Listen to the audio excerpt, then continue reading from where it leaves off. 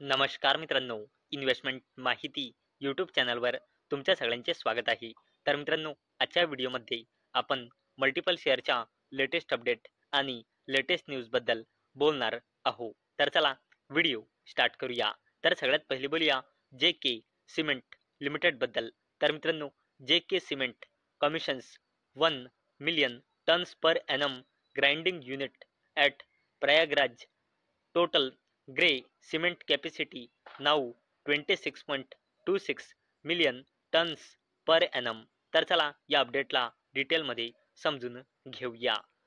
तर मित्रांनो, J K cement limited या कंपनीने प्रयागराजच्या जे के सिमेंट वर्क्स येथे 1 million टन्स पर एनमचा नवीन सिमेंट ग्राइंडिंग युनिट कमिशन केला आहे. आणि मित्रांनो, यानंतर जे के सिमेंट या कंपनीची total grey cement production capacity वाढून झाली आहे 26.26 मिलियन टन्स पर एनम, ज्यामध्ये जे के सिमेंटच्या सबसिडरीची कॅपॅसिटी सुद्धा इन्क्लूड आहे. आणि मित्रांनो, याच अपडेटमुळे जे के सिमेंट लिमिटेड ही कंपनी फोकसमध्ये आलेली आहे. चला आता बोलूया MIC इलेक्ट्रॉनिक्स बद्दल. तर मित्रांनो, MIC electronics sign MOU with Chipex technologies to jointly develop custom semiconductor solutions. तर चला या अपडेटला डिटेलमध्ये समजून घेऊया.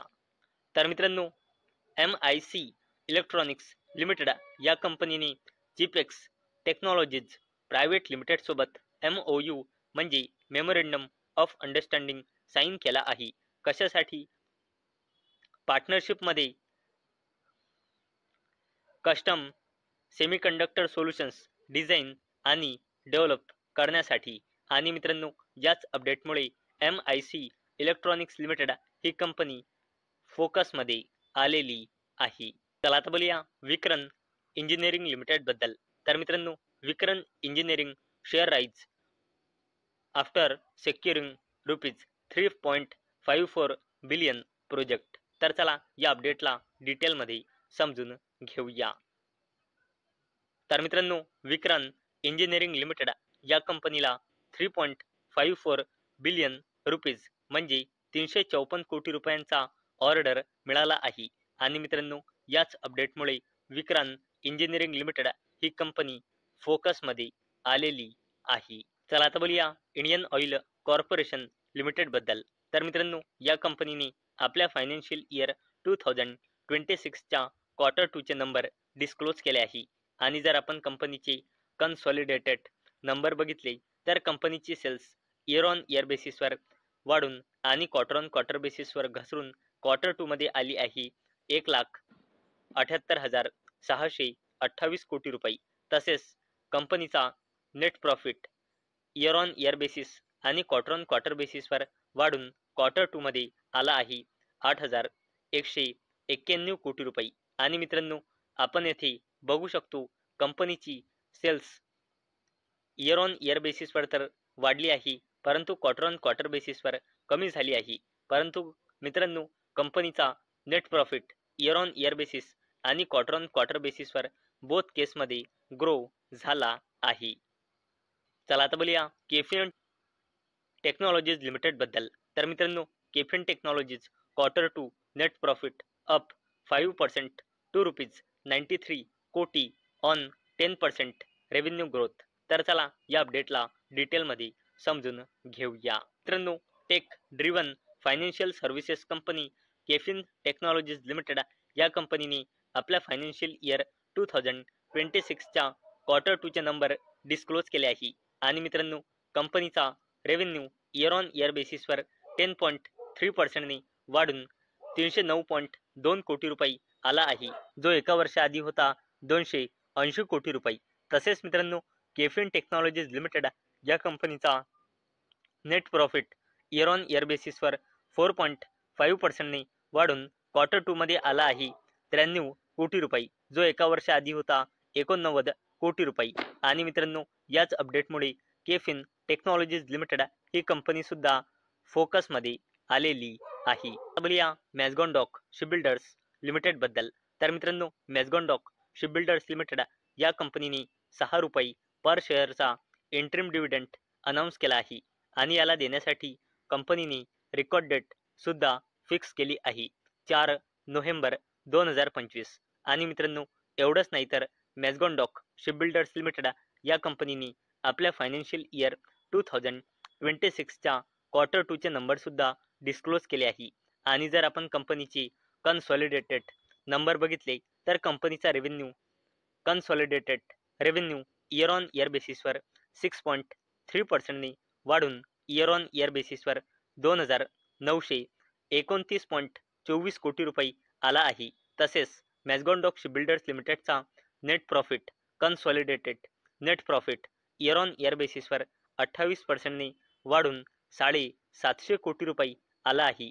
आणि मित्रांनो याच अपडेटमुळे मॅझगॉन डॉक शिपबिल्डर्स लिमिटेड ही कंपनी फोकसमध्ये आलेली आहे. चला आता बोलूया आणि ग्रुपच्या दिग्गज company Adani energy solutions limited बद्दल. तर मित्रांनो या कंपनीने आपल्या फायनान्शियल इयर 2026च्या क्वार्टर 2चे नंबर डिस्क्लोज केले आहे. आणि मित्रांनो जर आपण कंपनीचे कन्सॉलिडेटेड नंबर बघितले तर कंपनीची सेल्स इयर ऑन इयर बेसिसवर वाढून आणि क्वार्टर ऑन क्वार्टर बेसिसवर कमी होऊन क्वार्टर 2 मध्ये आली आहे 6,596 कोटी रुपये. आणि अडानी एनर्जी सोल्युशन्स लिमिटेडचा consolidated net profit year on year बेसिसवर कमी होऊन आणि क्वार्टर ऑन क्वार्टर बेसिसवर मार्जिनली वाढून क्वार्टर 2 मध्ये कंपनीचा कन्सॉलिडेटेड नेट प्रॉफिट आला आहे 557 कोटी रुपये. चला आता बोलूया आरव्हीएनएल बद्दल म्हणजे रेल विकास निगम लिमिटेड बद्दल. तर मित्रांनो RVNL emerges as lowest bidder for ₹165.5 कोटी रेल्वे प्रोजेक्ट. तर चला या अपडेटला डिटेलमध्ये समजून घेऊया. तर मित्रांनो आरव्हीएनएल म्हणजे रेल विकास निगम लिमिटेडला नॉर्थ ईस्टर्न रेल्वेकडून ऑर्डर मिळाला आहे 165.54 कोटी रुपयांचा. आणि मित्रांनो याच अपडेटमुळे आरव्हीएनएल म्हणजे रेल विकास निगम लिमिटेड ही कंपनी फोकसमध्ये आलेली आहे. चला आता बोलूया IRFC बद्दल म्हणजे Indian railway finance corporation Limited बद्दल. तर मित्रांनो IRFC set to sign MOU for ₹20,000 कोटी funding to Vadhavan port project. तर चला या अपडेटला डिटेलमध्ये समजून घेऊया. तर मित्रांनो रिपोर्टच्या थ्रू अशी अपडेट आली आहे की इंडियन रेल्वेची फायनान्सिंग आर्म IRFC म्हणजे Indian railway finance corporation limited Vadhvan port project limited सोबत MOU म्हणजे मेमोरंडम ऑफ अंडरस्टँडिंग म्हणजे एका प्रकारचा ॲग्रीमेंट साईन करू शकते. कशासाठी? महाराष्ट्र मधल्या अपकमिंग पोर्ट जो वधवान येथे आहे त्याच्या कन्स्ट्रक्शनसाठी 20,000 कोटी रुपयांच्या फंडिंगसाठी हा MOU साईन होऊ शकतो.